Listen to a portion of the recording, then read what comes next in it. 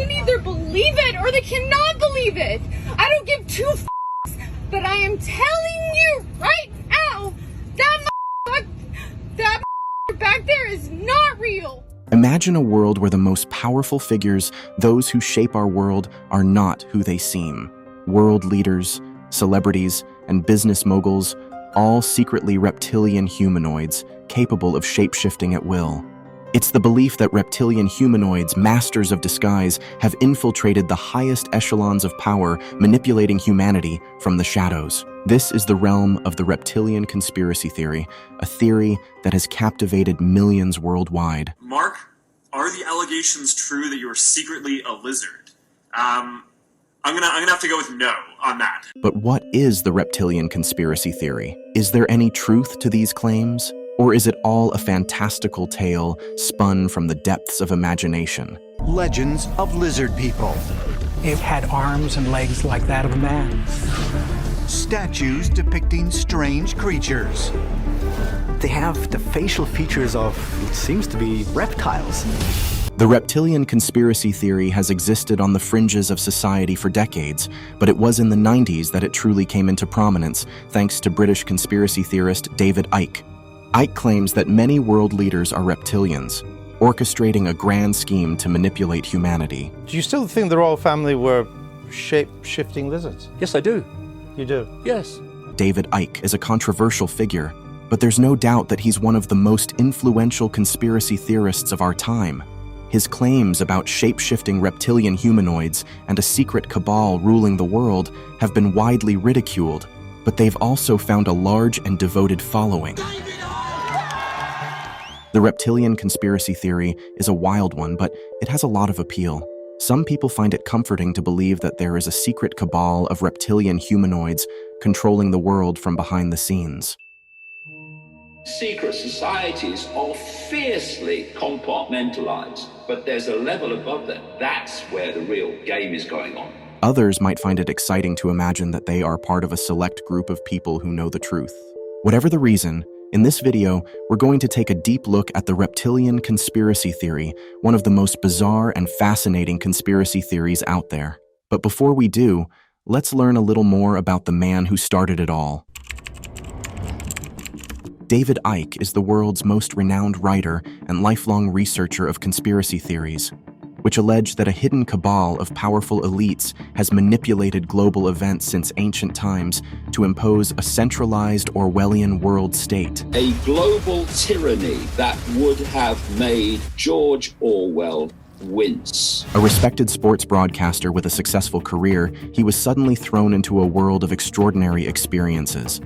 Visions, voices, and a sense of being guided by a higher power compelled him to share his newfound beliefs, even as the world laughed at him and dismissed him as a madman. In 1991, David Icke appeared on the popular BBC talk show. According to his book, The Truth Vibrations, the world as we know it is about to end.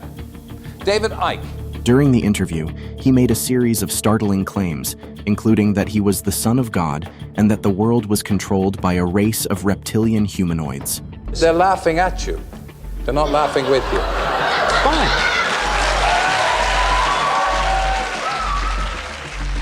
David Icke's appearance on The Wogan Show was met with nationwide ridicule.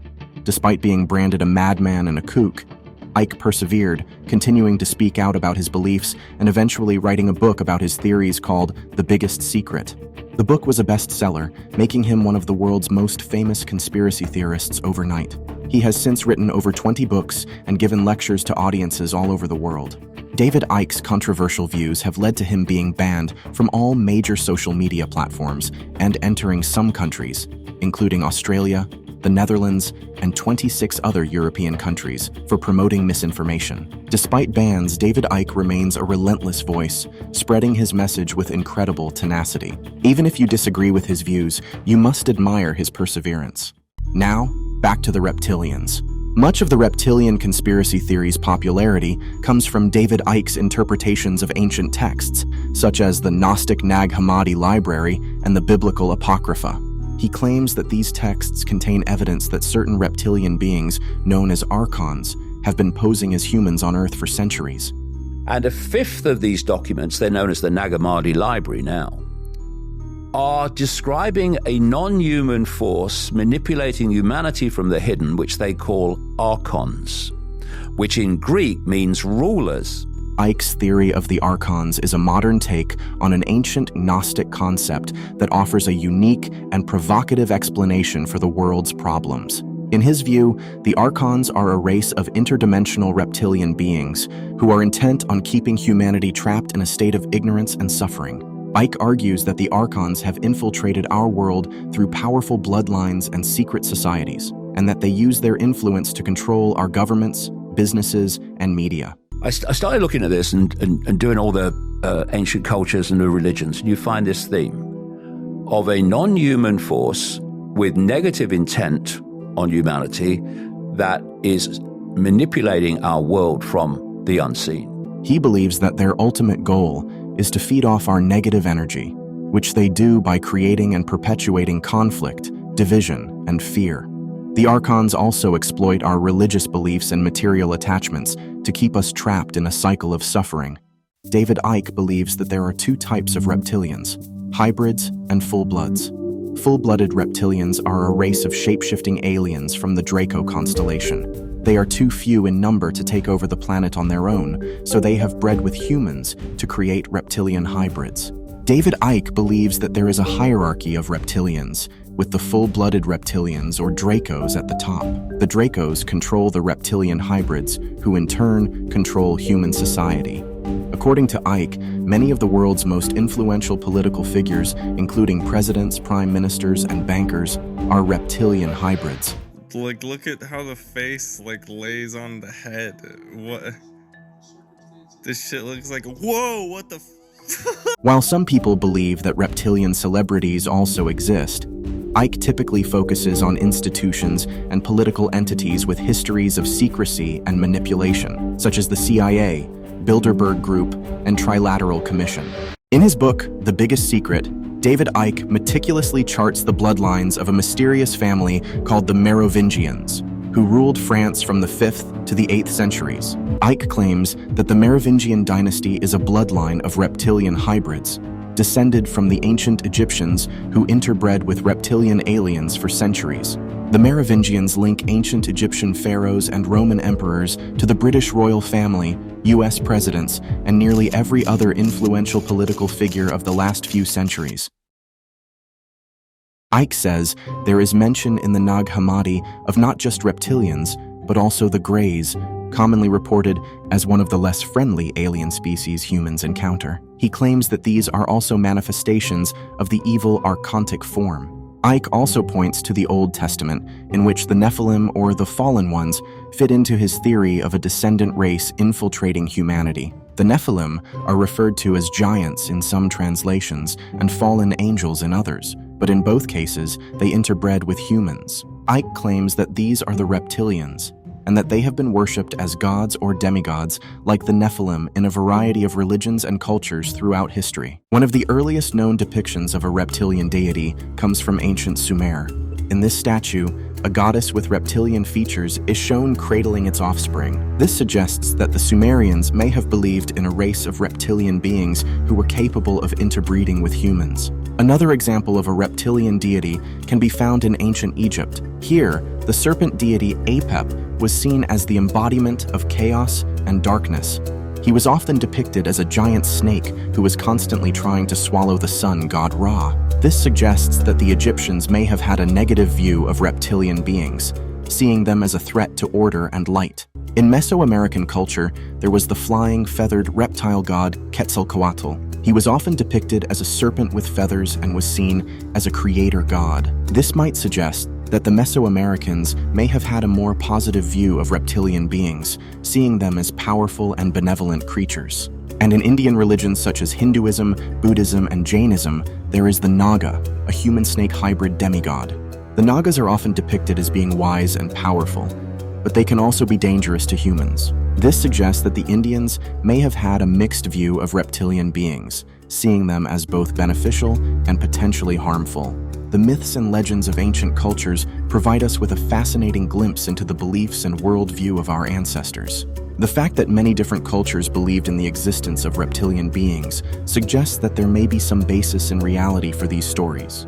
However, there is no scientific evidence to support the existence of reptilian beings, so we can only speculate about their nature and purpose.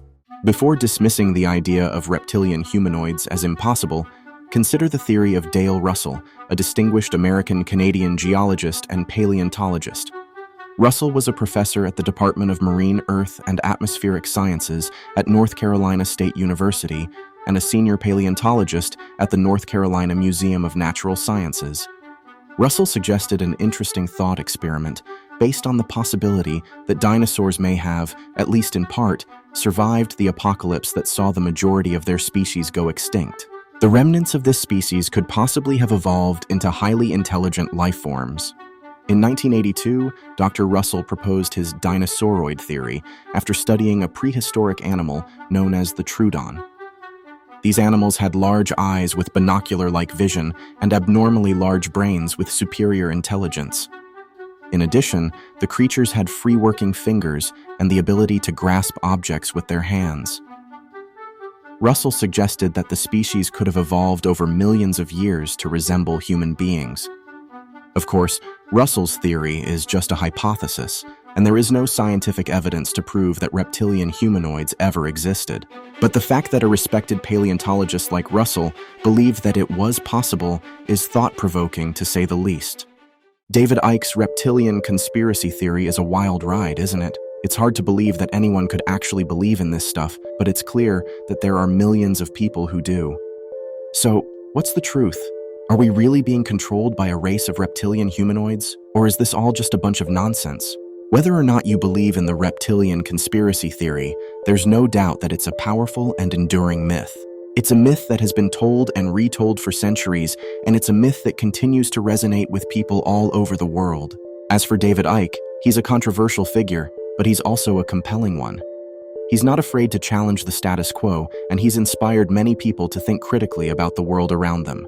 Whether you're a fan or a critic, there's no doubt that Icke has had a significant impact on popular culture. His reptilian conspiracy theory has been featured in books, movies, and TV shows, and it has been discussed by millions of people around the world. Icke's theories may be far-fetched, but they are theory that makes us think. It challenges us to question the information we consume and to be more aware of the forces that shape our lives. And for that, I think we should be grateful.